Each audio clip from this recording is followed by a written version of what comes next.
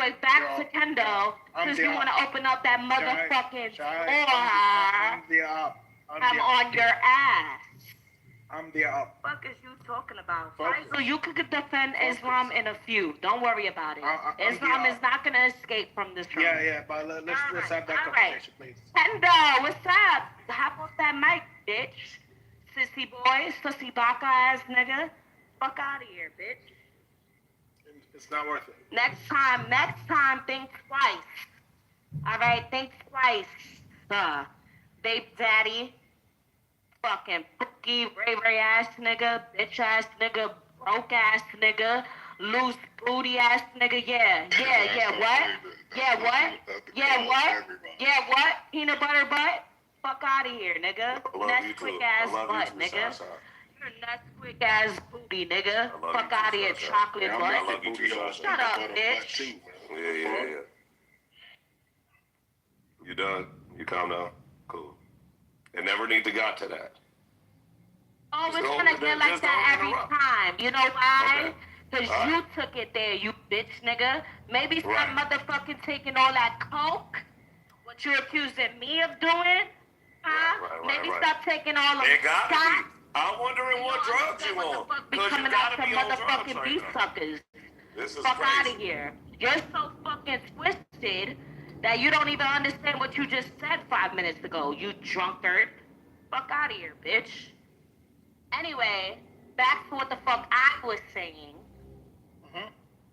I said Syria supports terrorist groups like Hezbollah. So they do support terrorism. They do support the fringe Muslims that just happen to be blowing people up in the middle of downtown Manhattan for no fucking reason. This is true. This is actually true. So like, let's not paint the picture like, oh, it's only like fucking 2%, 1% of Muslims that are like this. No, like, first of all, there's like 2 billion Muslims, aren't there? Like, it's a fucking shitload of you. Even if it's like 30%, which I'm being generous there with giving you 30%. That's 300 at least. What, 300 million people, 600 million people if it's 2 billion? Like, nigga. That's a whole lot of motherfucking blowovers. I'm just saying. That's a whole lot of them. That's more than the amount of people in the United States. That's a fact. So they are way more than a fucking problem that you're trying to paint them out to be, right? Especially in these countries in which they are affecting, like Nigeria, like Syria, like Palestine, especially Palestine, like all these other Muslim majority countries that they're. And what's ironic is, they're killing the majority of people that are affected are Muslims. Yes. Yes. The majority, and like to hear you act and to hear you minimize their experience by acting like it doesn't happen while you're trying to parade yourself around to be a good Muslim is fucking ludicrous to me. It isn't normal. I think the more that you moderate and you like normal Muslims speak out against your other Muslim brotherhood, rather than acting like they don't exist, then maybe the problem can not worsen, right? Maybe, just maybe, the problem can be solved. But the problem's not going to be solved if the moderate, normal Muslims keep acting like these people aren't a fucking problem, or as though there's only like 10 of them in the fucking world. You don't know me. You don't know that I've literally staked my head. That's what you do every time we're talking about Islam.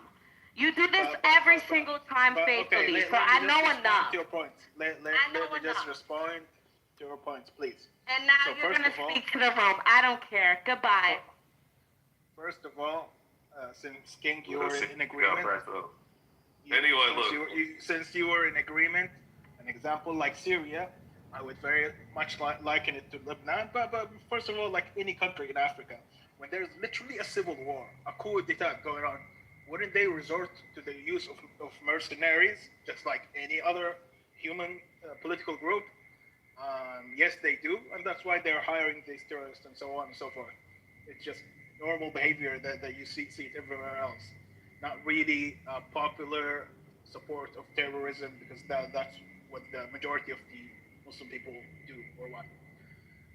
Other than that, like I would say that also the example of Lebanon and Syria and any country that is adjacent and surrounding Israel, most of the political is, like tension that goes on in their country is because of the public's perception regarding their relation with Israel, how they are handling them, how they are being Yeah, that's not true. Responding to them. No, bro. Yeah, that's yeah. not true. Hold on.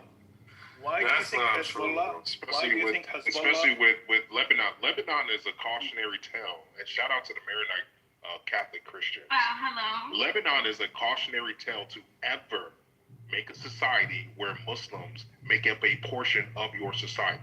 Period. Never do it. Ever. Lebanon is that cautionary tale. Wait. King, look at what Lebanon looked like before the first Civil War. Go look at the pictures. Don't believe me. Go watch the videos of how great Lebanon looked before Muslims were included in that country the way that they King, you bitch ass ignorant. Like, come on. No, I'm not fucking ignorant. You are ignorant. The fuck are you talking about? I'll pull up videos right now. It wasn't. The hell are you talking about? Lebanon was a beautiful fucking place before all you fucking towel heads got fucking deported in there. That's a fact. It's not you. And then the Muslims started doing the terrorist shit, and then we got Lebanon today. What the fuck are you talking about? And it's the same fucking script over and over and over again. Muslims move in and they cause fucking trouble. And you want us to ignore that shit. I'm not saying ignore. I'm saying get the real picture.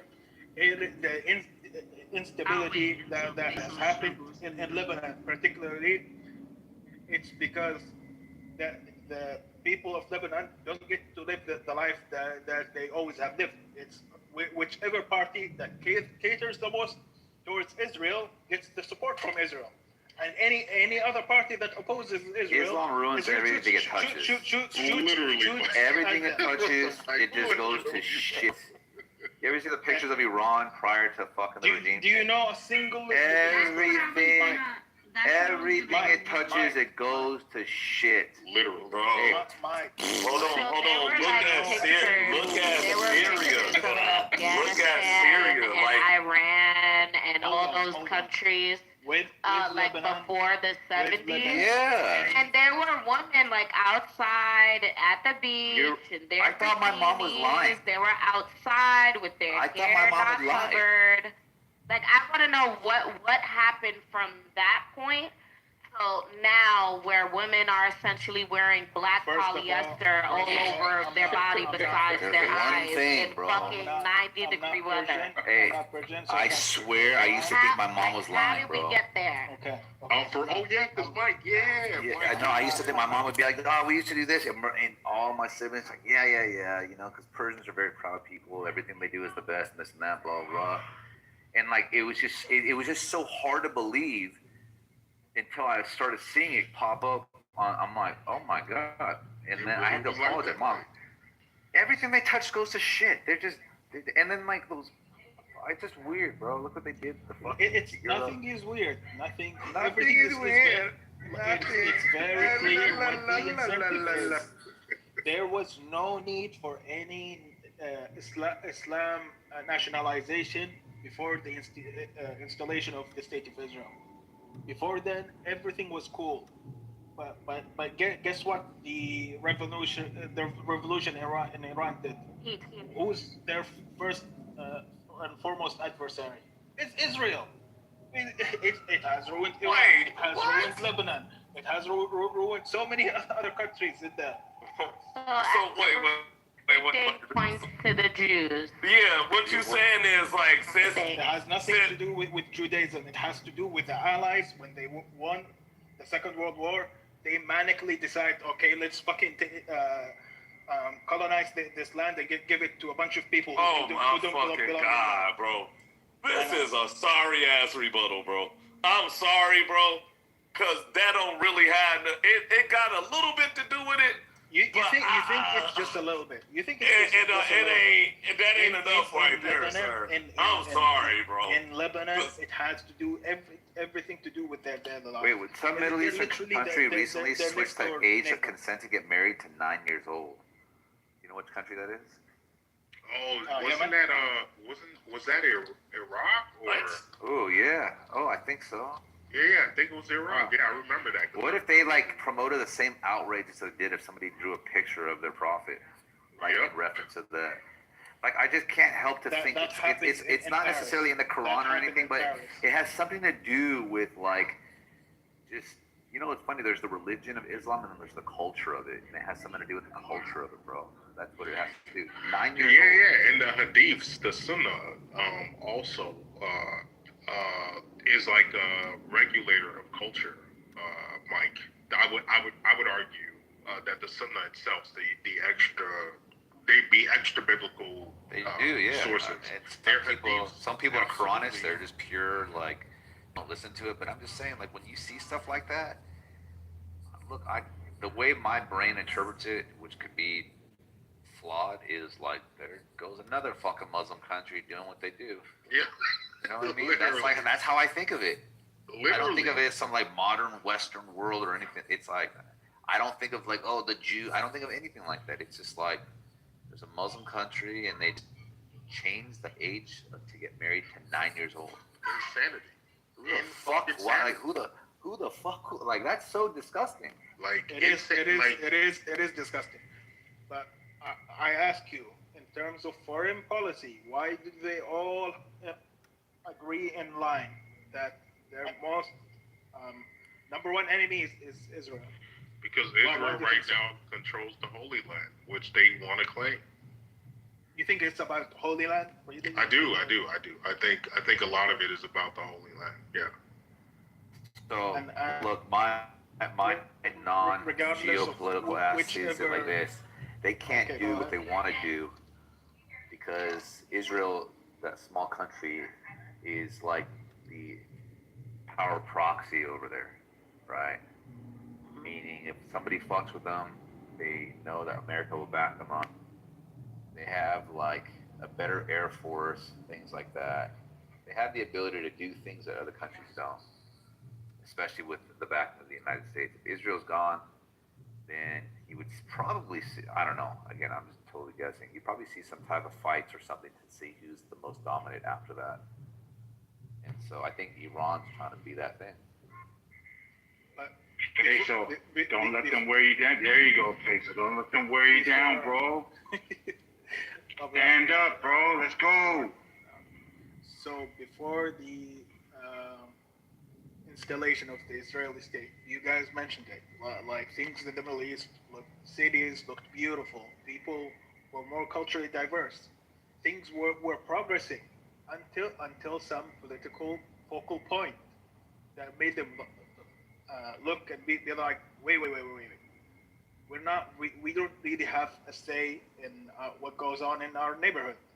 It's either we stand up to an enemy who's not really present here but has a proxy in here, or we're gonna go. But let me ask you this: that compared to now, do you think the Middle East has become more Islamic or less?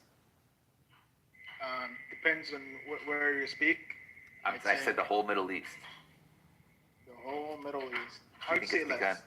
You would say less than before. Yeah. How like explain to me how when you see more of like an Islamic kind of culture, not necessarily like a practicing, word for word Quran thing, but like presence there. First of all, my perspective, when I say Middle East, includes only Arabic-speaking countries. I couldn't speak for Iran or Pakistan. That's fine. Any country you want, you choose to. So all the Arabic-speaking countries, you're saying that they've become less Islamic since you're saying a point of time. Yeah. Like, give me an example that I can like understand. Egypt. I think Egypt is first of all, it's the biggest Arabic-speaking country. Most populous.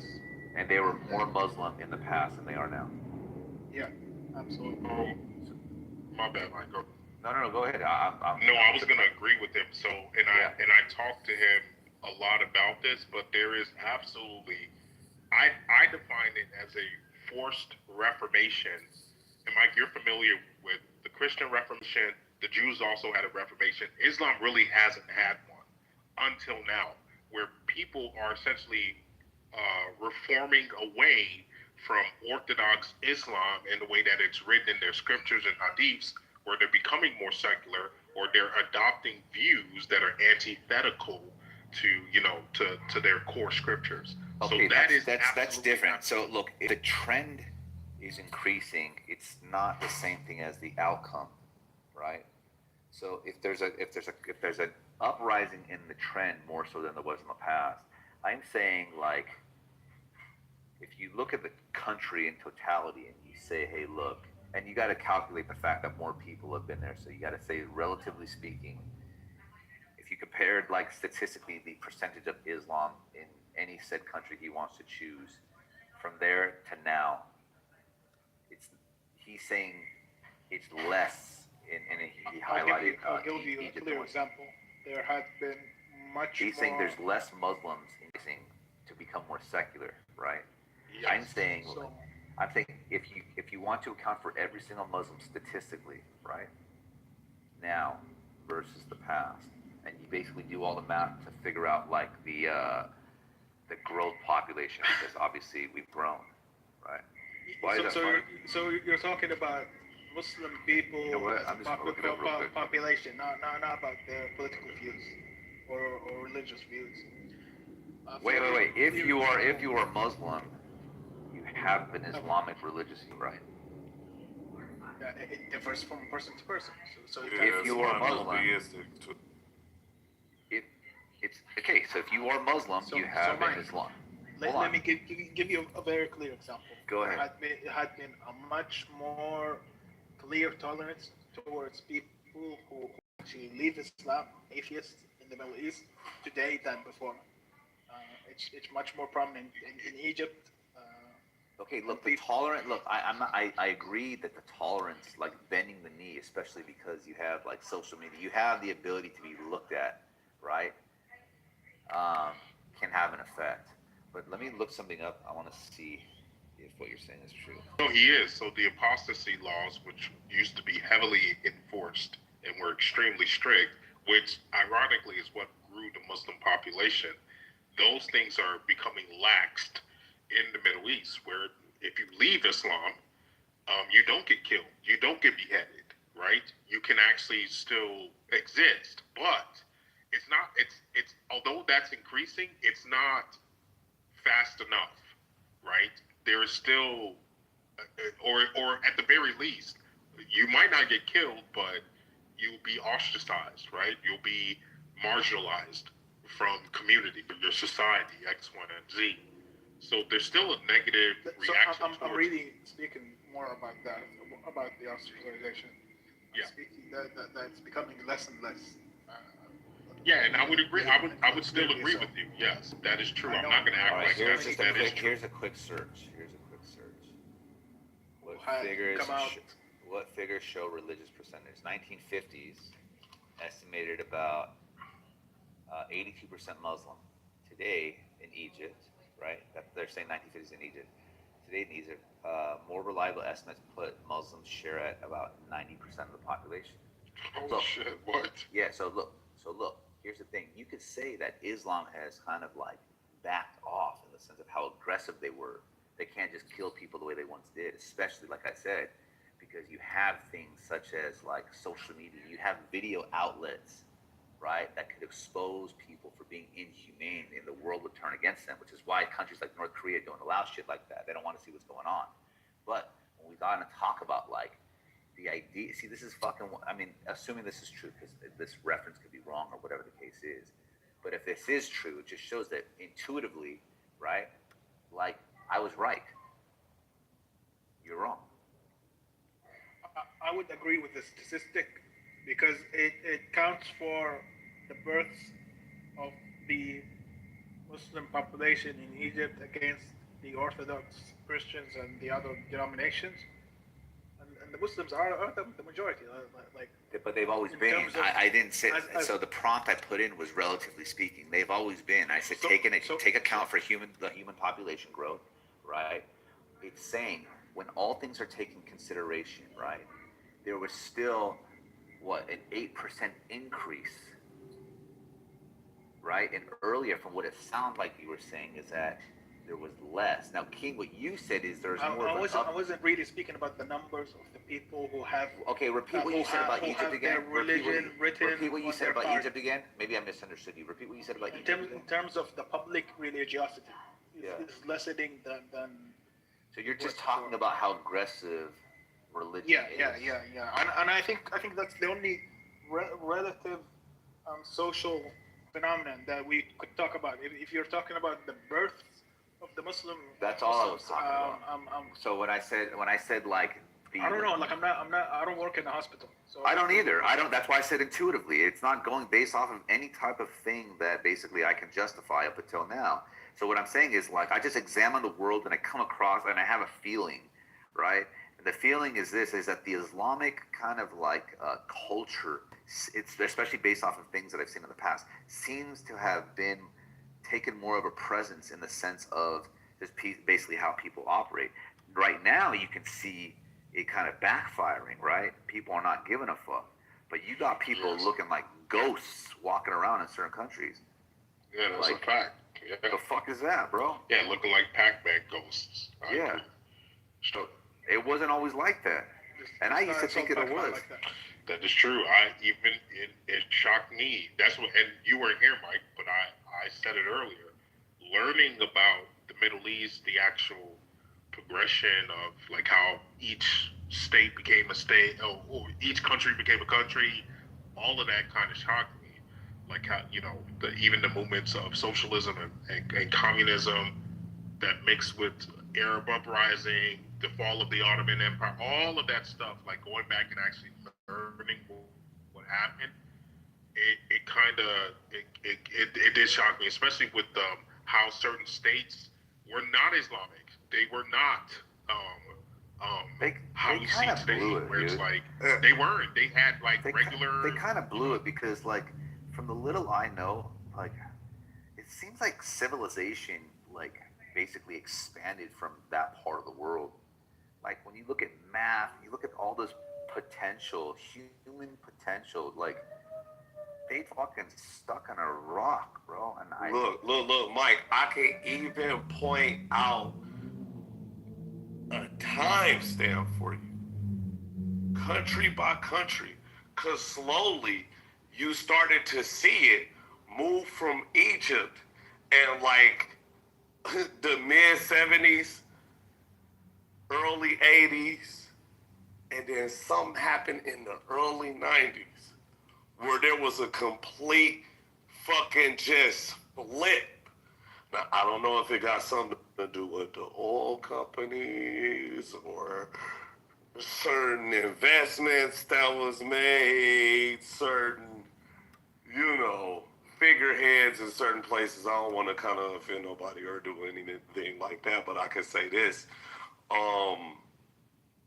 There was particular regimes that actually led to certain reforms, and even like when I talk to like the old school people that used to be around them areas and stuff, they'd be like, oh yeah, like people wasn't that covered up when it was like the late 60s and mid 70s and shit like that. It was more liberal. It was more like, yeah, you didn't have to wear that kind of stuff.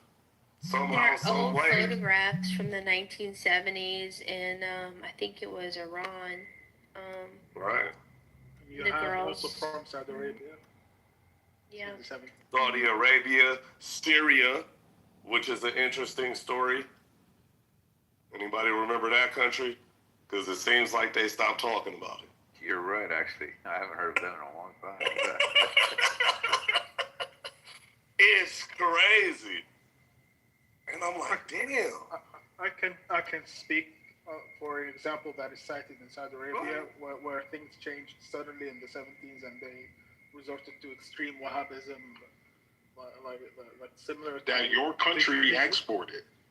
Visually to what you see in Iran, what happened in the 90s and the 2000s was essentially the government reacting to a terrorist attack that happened in Mecca, in the Holy Mosque, where three guys and their lackeys took over the mosque, and they were essentially saying that either the Saudi government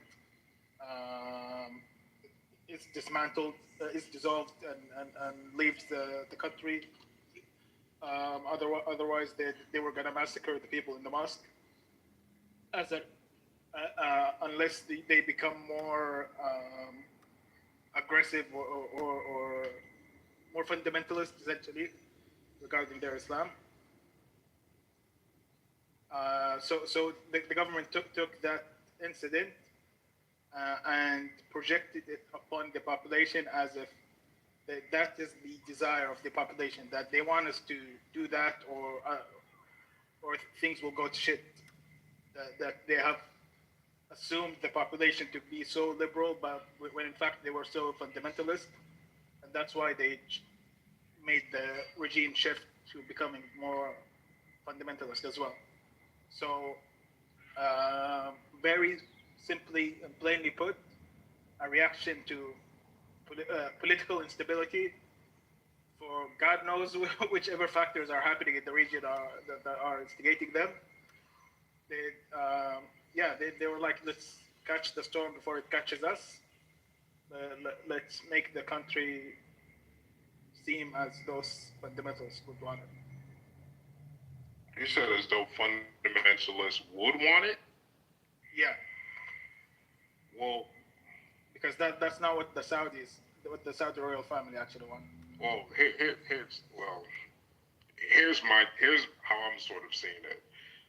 The reason why you have this weird and bizarre phenomenon where the home of Islam, countries like Saudi Arabia, UAE, and other areas are heavily reforming away from textbook Islam, is because, respectfully, going through the experience after the fall of the Ottoman Empire, going through that experience of having everyone in the Middle East essentially trying to restart a caliphate, what that did was create a bunch of people who think destiny is on their side to essentially upend and overthrow these states. Now, anyone who's actually running a country having to deal with that, meaning all these little petty dictator caliphate niggas, understands this is not sustainable. For whatever or however it's written, it is not sustainable to have everyone believe, hey, a caliphate needs to be established to take over the world. Because what that means is every single time someone opens a Quran and reads it and does this, they're going to, and they're not seeing the caliphate being established, that's one more person that goes and joins a terrorist organization to overthrow your ass. So at the end of the day, you're either going to keep that or you have to reform away from it. You can't have both. And what I think is happening is you have the leadership in the Middle East realizing, hey guys, for as much as we Muslims, my nigga, I'm not trying to be overthrown. I would rather reform, right? Step away from the caliphate shit, all of that shit, we can do away with that shit, and just be modern. Because at least with modernity, right, people have less of a reason, right, because they're distracted by everything else, which we're seeing in Dubai and other places.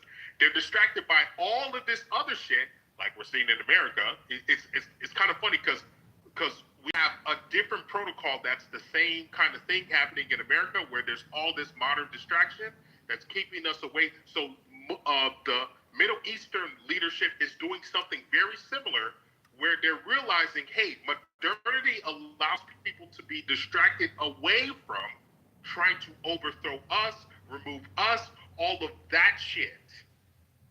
So respectfully, Faisal, I think that's really what's going on, is that many modern, and I think it's gonna sweep the what I'm seeing now is that it's definitely gonna sweep the entire Middle, at least at the leadership level, because in cahoots with Israel, whether you like it, modernity is a better long-term home than having caliphate niggas every other day trying to overthrow you. In my anime, there are no caliphate. I don't know. Are you dumb, King Solomon? But what is Israel but a caliphate for the Jews? Oh, I agree. Well, yeah, I agree. I ain't gonna lie. You guys are so fucking brainwashed by that statement. So No. We can't have our caliphate. But the Jews should have their caliphate, because it's biblical. My actual position on Israel. If Israel cannot sustain itself without American taxpayer dollars, it does not deserve to exist. That is my position. That is my actual position. And it shouldn't be in their hands. It should be in Christians' hands. That is my actual position. So I do not blindly support the state of Israel. That is not correct. Yeah, but you mentioned it when it comes to modernity. But that is an oxymoron. Wait, what? Look. See, I think people don't understand the split in America when it comes to like how we view Israel and stuff like that. Cause like I even just shared a video of them like arresting people in Israel literally on Christmas. You know what I'm saying? Dressed like Santa and shit like that. Like they actually was going around like arresting Santas. I think that's disgusting. Meanwhile, on the other side in Abu Dhabi and shit like that, they got Christmas trees and shit like that. Like, what the fuck is this shit? You know what I'm saying? What are we paying for? So, even the Crown Prince recently said that he's very supportive of publicly celebrating Christmas in Saudi Arabia. Wait, the other thing, Kendall, that's phenomenal is, and I think the UAE is realizing this is, and look, nobody will admit this, Kendall, but this is absolutely the case. The UAE and others are realizing, hey, we would rather have Christian citizens because we know these niggas are not going to try to overthrow us. You know who is going to try to overthrow us? These fucking caliphate Palestinian niggas. Yeah. They would rather have Christian citizens, my friend, because they know the Christians are not going to try to overthrow us. They're going to be productive. They're going to contribute to the economy. And they're actually going to allow us to partner with the West and invest and make all this. I guarantee you, Kendall, these conversations have been had at the highest of the levels in the Middle East. Yeah, especially in Riyadh. Riyadh actually got like a tech program that's going on where they actually like looking for Christians. Correct. And I'm like, what? You know what I'm saying? So, look, like, it's just the shape of all the, because to your point though, Faisal, yeah, there is some like caliphate shit going on with Israel. They're in cahoots with, you know who they're in cahoots with. I agree. And it's kind of looking real bleak that we're not calling them out on that. It's not like, look, because I don't even think like most Americans even know that like we fund them with our tax dollars. Like this is something that was put into place by our government without the people's knowledge. Like being actually fully aware of how much we support them. Even though they stole a nuclear arm from us in the late 60s. Which I think that was an act of war. And it's mainly the Palestinian supporting protesters that King doesn't like who have that awareness. Wait, who what? Those protesters who support Palestine are the ones who know how much the American government is paying to Israel. Yeah, I don't like that though. You acting like you think I like that? You dislike the people who know where your government's money should actually go to, rather than just be a sheep who doesn't know shit. Who would that be? Who Kendo just mentioned, the ones that don't actually know your government's foreign money. Like black people? No, just generally, Eddie. Just generally, yeah. Like, yeah, because Kendo, who are you saying is this demographic? Well, and I'm not pointing to a specific demographic, right? Because I think it's embedded in our political system, like as a deep rich, because we got other shit that we got to worry about. So why the fuck do we even need to know this anyway? There's people that are born like not knowing this until they're about like 30 or 40. You know what I'm saying? And that's throughout all demographics. And I'm even going to include the 30% every year that don't vote, right? Because those are the lowest educational ones. Now, we if we want to be specific, right? I actually would say middle class whites. Middle class white men are what? The supporters of the current system? More of them don't know more than ever. Who supports them? It's kind of hard to say. Because you're getting, because just to be clear, you're getting at why we have this unnatural relationship with this fucking little sliver of a country with a bunch of little people with little hats, and our taxpayer dollars going to fund that state, right? Is that what we're talking about? Yeah, I'm speaking on like the reason why we don't know. The reason just in general, the reason why we don't even know that our tax dollars are going there.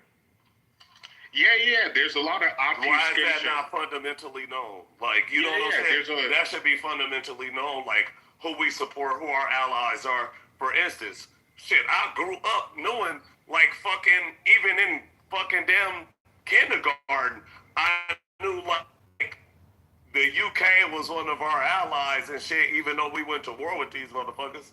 Yeah, that's interesting how that turned out. You know what I'm saying? Another one. Yeah, Japan is another one from World War II. So I get all those points. I think generally speaking, and I think Faisal, you would like this position. Yes, I think the Israel lobby in America is fundamentally responsible for the reason why Americans in general, my generation and the elders, are ignorant of the way money is spent and how much of it goes to nonsense in the Middle East. And I think everyone's now feeling it. You couldn't feel it 20, 25 years ago. And I always like to talk about that. Whenever you talk about societal changes, the tragedy is that the consequences of the consequences of disastrous changes to society, unfortunately, are not always felt immediately. It takes time to feel it. And so a lot of the times people would think retard changes to society, oh, they're good, look, everything's fine. Rather than realizing, hey, it's going to take about 10 years for you to feel the destructiveness of this position. And when it comes, there will be no way to, turn it back easily. And so I think, Faisal, that's one thing that has happened, that because America has essentially or the boomers have sold America out to foreign interests, specifically the Israel lobby and others, it has been hard for us to feel that until now. Now everyone's feeling it, right? Everyone's feeling that, damn, we have empty cities. Damn, no one's having babies. Damn, no one can afford shit. Why? Because we've been spending all these resources and money on retarded shit, mainly this group of small hat people who seem to be controlling every fucking thing. Right? So isn't that what you're getting at, Faisal? So I would then suggest that you try to be more understanding. I'm the most understanding. Hold on. If not empathetic, that most of the instability that you see in the Middle East, mostly talking about the Levant region, in Lebanon, in Syria, is regarding whichever party's political agenda towards their foreign relations with Israel. Because if even though they would have family in there, like Palestinian relatives who had been displaced and so on, they feel like they're being forced into supporting that neighbor of them, which which their populace dislikes. So every political party vying for power, if the population doesn't like how their foreign policy is shaped regarding Israel, like civil war is gonna break out over that essentially. Well, here's the thing, Faisal, because here's my issue. Just like you, and look, I told you before, I like MBS, right? Like, I'm human just like you, Faisal. I, just like you, and just like your king, we all have to entertain the devils we know, my friend. And so there's no easy way to go about navigating the geopolitical situation of the Middle East and the West. We have to make compromises, right? Do you see what I'm getting at? End of the day, I understand Israel's not perfect. As a matter of fact, I hate Benjamin Netanyahu. I do not like that individual. He is ugly. That is my belief. But guess what? There are devils in that same area. And so, just like you and everybody else, we all have to make our practical choices about what we're going to support now versus then versus there's so many variables to consider. And so, just because I look at Israel as a state that is inefficient in terms of how it supports itself, I also have to consider that there are Christians in the Middle East that if something like that didn't exist, they'd all be wiped the fuck out. Now, that's changing. Now, here's the interesting part. That it is not ignorant. We can all go look at the data. I forget the name of the institution that documents the persecution of all religions, with Christianity being number one by far done by Muslims. Sir, it is not ignorant. Tell me why did the numbers arise after the Second World War? Bro, the numbers have been the way it is for the last 1,400 years, sir. What are you talking about? The point is, Faisal. How are there just listen. Today 15 million Christians in Egypt, and somehow the other Muslims aren't really vying for. How many people are in Egypt? And Egypt used to be Christian. What happened to that? You're speaking about ancient times, pretty much. Okay.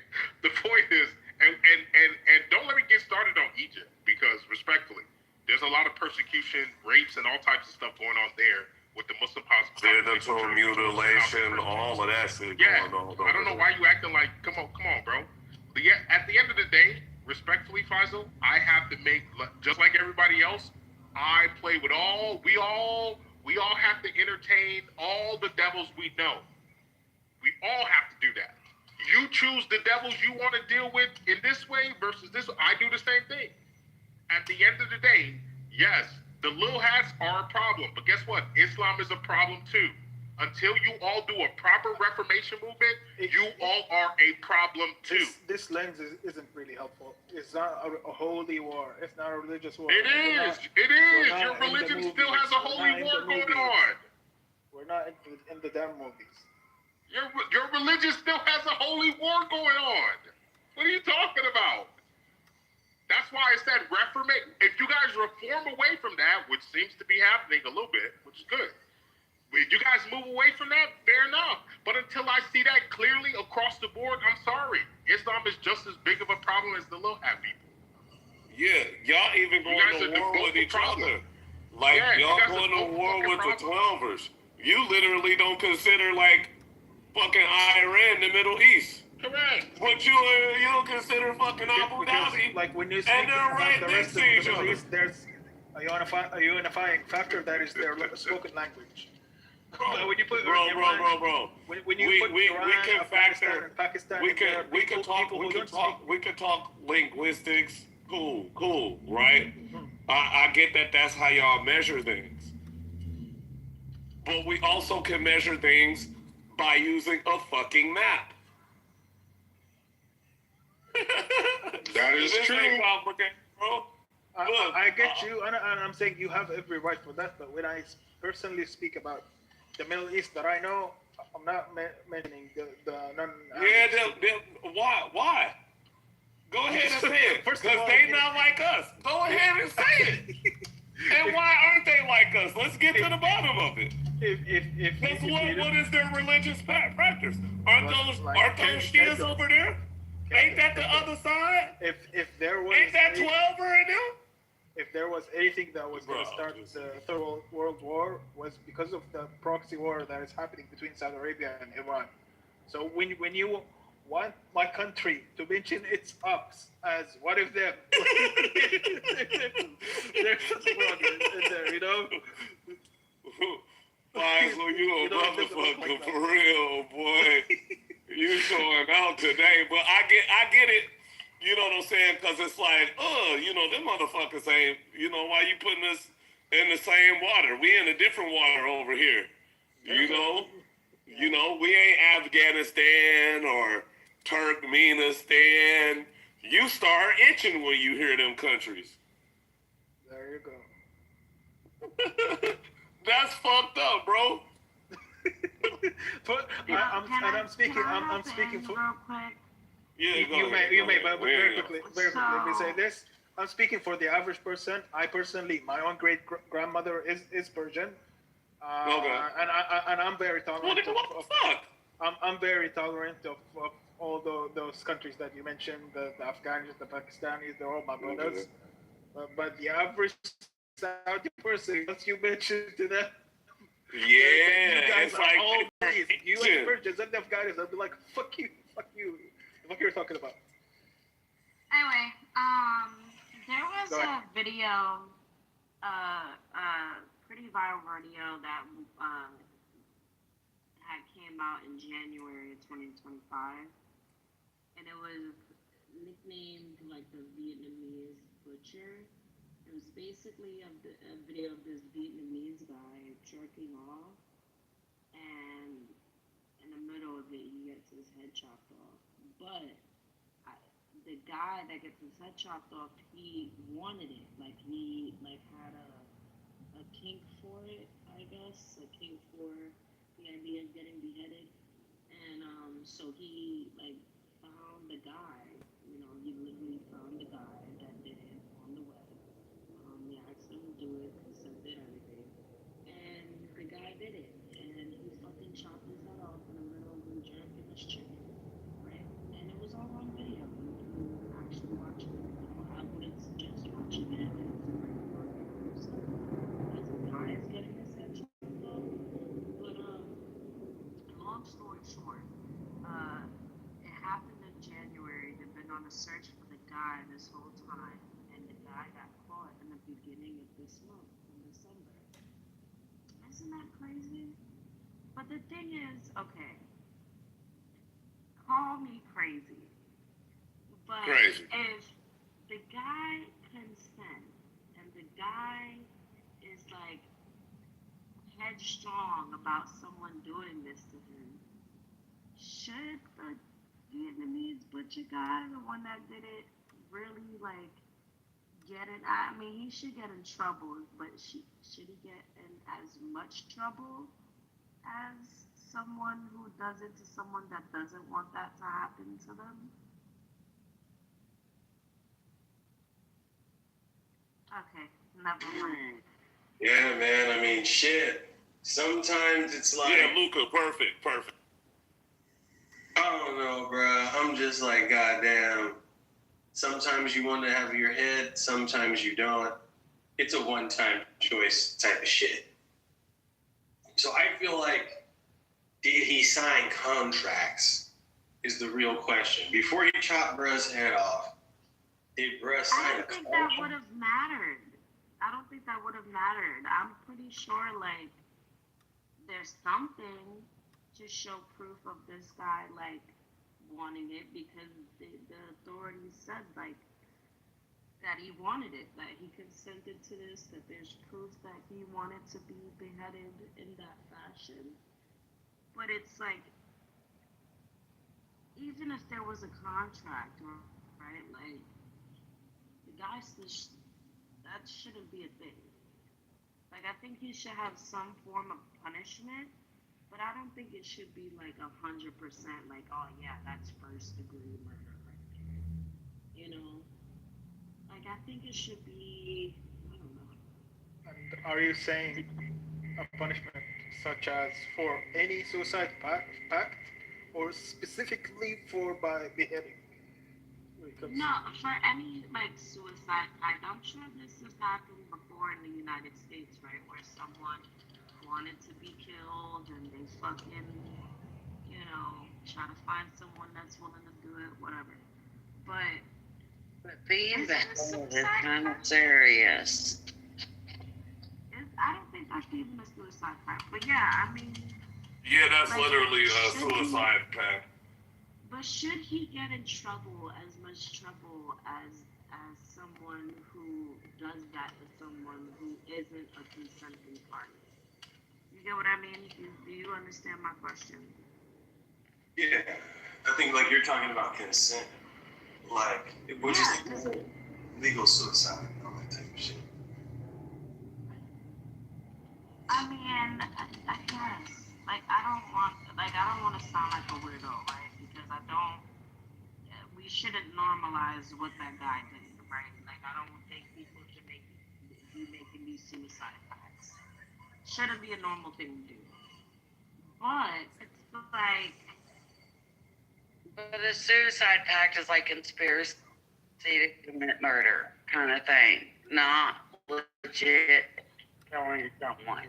No, not always, not always. Because I think you're looking at the deep end, the edge suicide pact that say, hey, let's go rob this bank, and then we gonna both die in like the, blaze of fire with the shootout with the police. So that's like the extreme end on it, right? I look at it like What you're saying is kind of extreme, Kendo. Because you could just be driving the car and someone robs a bank and kills somebody and you're charged with murder because you're just part of the crime. When you had no that's not a suicide pact. A more But clear you had no example intent to is kill anybody. a popular example of two German lovers where one was literally saying, let's make love, after then kill me and eat me. And I think they weren't prosecuted in Germany for that. Because there was a clear mutual agreement for it. I think that makes a lot of sense. I think Kendo is pointing out something valid where it's like a suicide pact is like we agree to die together because we want to die and we're going to kill either ourselves or each other. Now, the crimes that go down between you having that pact and dying is completely fucking irrelevant, right? So I think, and Shy is asking a completely different question. Like, say you're suicidal, but you're a pussy, right? You're not gonna pull the trigger. You won't pull the trigger. So you give me like $500, and you're like, pull the trigger for me, right? Is that the same as murder? So this is where I was finna get to before I was interrupted by the berserker. There are certain people who have medical terminal illnesses, right? And they know that they're fucking gone. So they got a way that they want to go out. Some motherfuckers want to go out in style. So they say, hey, I'll pay you this amount of money, and this ain't, nothing that probably happened, but I think this would be fucking cool. Like, I want to go out in style and also benefit the environment. So just take me on your yacht for one last day to the middle of the ocean. And fuck it, just let me get eaten by killer whales. Let them rip me the fuck apart because I'm gone, bitch. And I think it's people out there that actually do that. Now, I did hear a story about somebody like getting tied up into some money and shit like that in a particular, country area. So they actually, was drinking all night with a friend and like literally signed a little waiver to like give all their assets to them just so that like just as long as they light the house on fire with them in it. And they fucking did it. Like, that's a suicide pact. Like, is that more of the lines that you talking about, Sha? That's really not a suicide pact, though. Like a suicide yes, pact. it is. A suicide pact is we're gonna kill ourselves or kill each other. No. The thing is, there was only one guy that ended up killed in this scenario, right? So that's not a suicide pact. What I'm referring to, Sarah, is a real story that happened in January 2025. This guy looked online for someone that was willing to end him in a specific. Now, was he supposed to die with him?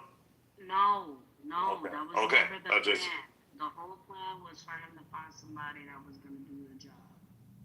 And he found somebody that did the job, and the job was done. That's not a suicide pact. The job, nobody said it was. My question, which I don't know why I divulged into suicide pacts. My question was, being that the guy that ended up being ended, right?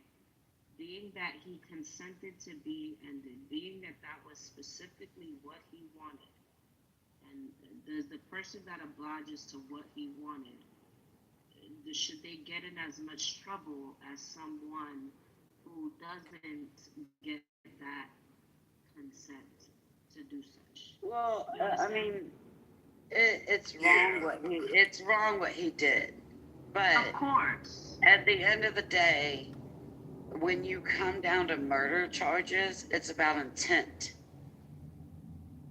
What was their motivation? Why did they want to kill them? And why did they do it? And that's what really kind of like, when you look at it logistically, it's why did they kill them? So if the reason for him